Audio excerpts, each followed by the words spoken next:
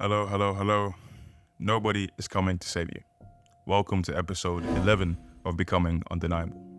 If you're anything like me, you have huge ambitions, great aspirations, great goals, and you have a very strong desire to achieve certain things in your life that only you can see. It's like an intangible vision in your head, and others don't even understand it when you try to explain it. And sometimes you can't even explain it, but you know it, you feel it. It's like a conviction that doesn't relent. It doesn't let up until you actually start doing things that move towards or start to accomplish that goal that you have. And the unfortunate thing is, with all these great aspirations, you've made very little progress towards those things. And not because you're incapable, but because you're unwilling. Now, if that's not you, fair enough, you can skip this video. But I realize that for me, if I say I want something, but I'm not doing the things that I have to do, or I'm not willing to sacrifice the things I have to sacrifice to get that thing done, do I really want that thing? And if I don't do that thing, will someone come and deliver me from myself? And I don't think so. I think that's definitely a wrong way of seeing something, is that we might be saved from ourselves. Now, of course, I am a Christian. I believe in Jesus, and I believe that God can recover anything that's been lost. But I think when you're actively in your laziness, or you're actively in that stage where you're not willing to do the things that you have to do, I don't think God rewards that by giving you what you want to have. I don't think it works like that. So whether you believe or not, the outcome is the same. Laziness doesn't really get you anything, because in Proverbs, we have a lot of verses that talk about foolishness and laziness, and how someone can be so lazy that they go as far as claiming that there's a lion outside, so they can't go outside to do whatever work they need to do. And you do that enough times, people kind of just get sick of you, because there are people that might want to help you. There are people that God will send your way. There are people that, because of your skills and the talent and just maybe work ethic to some degree, there are people that will come your way. But if you're not actually doing things actively, they might want to help you, but they can't help you because you're just not putting that good foot forward. Let's just say this: if you had a lot of resources, right, and there were two people in front of you, one of them said, "Hey, I want these resources. I would like to have them." Let's just say I would like to have them. And then the other one said, I need these resources. You don't even know what they would do for me. Now, you don't know anything about these people except how they're talking to you. The one that said they need it, you're probably more likely to give it to them. Like, if they need it and they're acting as though they need it, they could be lying. You don't know, but they're acting like they actually need it. They're behaving as though they need the thing that you're willing to give them. And the other one is just like, it'd be nice. They don't seem like they care. Like, if you had to give your money to two people, and one of them was like, "Oh, it's okay, yeah, I don't mind," you'd be like, "This guy, he's not serious. I'm not giving him anything."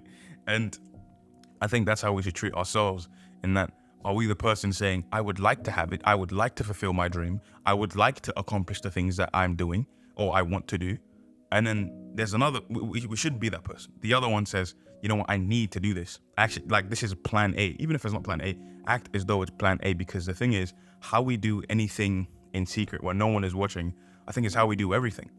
If my room is filthy, it's not filthy, but it's not clean. It's not in the right state right now.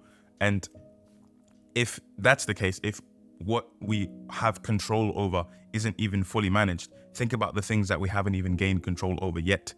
Like, you can't want millions of dollars, but then you're barely financially responsible with $50 every week. It just won't make sense. Just because you have more money doesn't mean you're going to be more responsible or spend less.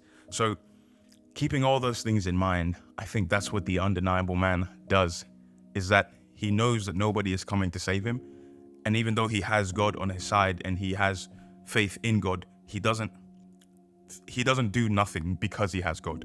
Just because I have a father who loves me doesn't mean I'll take advantage of that and not do anything with my life. And I think that's what I wanted to talk about. Well, I don't think, it is what I want to talk about today, that nobody is coming to save you. If you're waiting for someone to come save you, you'll be waiting for a long time, because that person isn't coming. And even if that person does show up, you would actually need to get up and go with that person. But the thing is, you're not even getting up. That's the problem. You're not getting up. You're just lying there. And at some point, you have to be sick and tired of just lying there. You get my point? Do you get what I'm saying? Like you can't be satisfied with less. You can't settle for less simply because that's just the way I am, David. You don't understand. This thing happened to me when I was a kid. Well, guess what? A lot of stuff happened to a lot of people when they were kids. And I'm not saying that to discount what happened to you when you were younger, or, trust me, I don't want to invalidate that.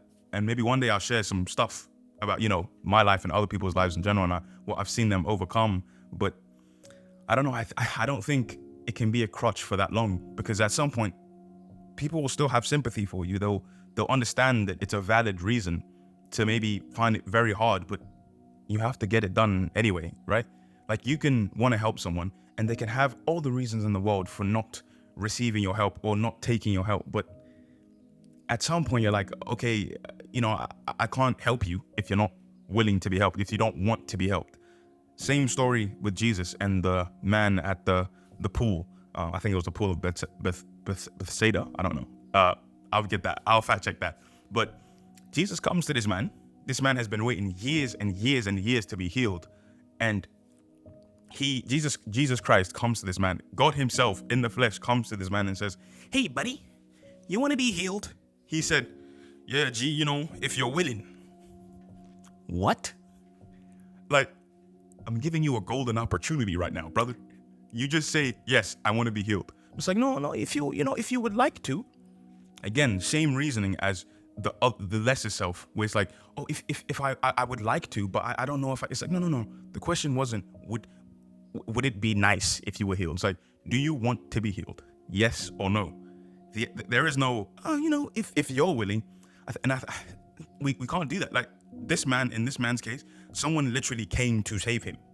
Jesus Christ, the Son of the living God, God in the flesh, came to save this man, and he said, if you're willing, it's fine, if you're willing. I'm sorry, I know I'm belaboring this point a lot, but it just doesn't make sense. And I think we respond the same way in our actions when we're acting like we would like to be healed. It would be nice. It's like wishful thinking. But it's like, no, you have to act like you actually need the thing, you actually want it.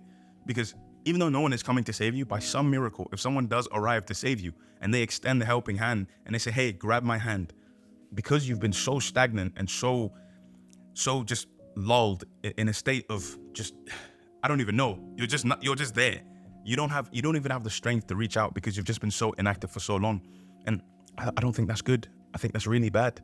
And I'm not talking to I'm talking to myself as well, because I'm looking at this camera and I'm like, that's me. In certain areas, yes, I may be doing very well, but I know that there's more I could be doing. And you always know when there's more that you could be doing. You talk to other people and they'll be like, "No, I think you're doing fine." But it's like, you deep down, know that, hey, this thing that I'm not doing, I should probably start doing it. Like, if I'm not doing this thing, I know I'm not doing as much as I could be doing. And only you know that. Only you are capable of actually knowing, understanding, and being convicted by those things, because no one else can see the vision in your head. No one else can see that thing that you're going for. For me, if I'm trying to hit 1,000 subscribers on YouTube by June and 100,000 followers on Instagram by December, there's some work that goes into that. It's not just I want the numbers. It's that the work that I have to do to get there has to be a lot. I have to innovate. I have to experiment. I have to think. I have to overcome different challenges. Like, for instance, if I'm balancing finding a job, doing my master's degree, content creation, and relationships, and a spiritual life, fam, that's a lot for one person to manage. But it is not impossible. It's not impossible. And from today, I'm making that vow to myself that I'm going to put in way more effort than I've been putting in before. And the thing is, if my minimal effort has produced this much, has produced a page where I have 40,000 followers, or people who are just interested in that content, and a YouTube page that's, growing steadily, what would happen if I just went all in? If I just was like, what? No one's coming to save me, so I'm going to get up and start moving. And if someone comes along to help me along the way, fantastic. But if no one comes to help me along the way, I'm good. If God sends a helper, a good Samaritan, I'll be ready. I'll be ready to take their hand. But if he doesn't, yet, I'll just keep pushing forward. And that's the attitude I think we need to have as people who are trying to become undeniable, man or woman. The undeniable man does the work and puts in the work, even when there's no one around to help them. So that in case someone does come to help them, they're able to hold on to that helping hand that is being extended. So yeah, no one is coming to save you. So get off your bum and start doing what you need to do. I know I need to do the same thing. And hopefully this hasn't been too disjointed because, it is what it is. I didn't really have a plan. I just wanted to talk to the camera.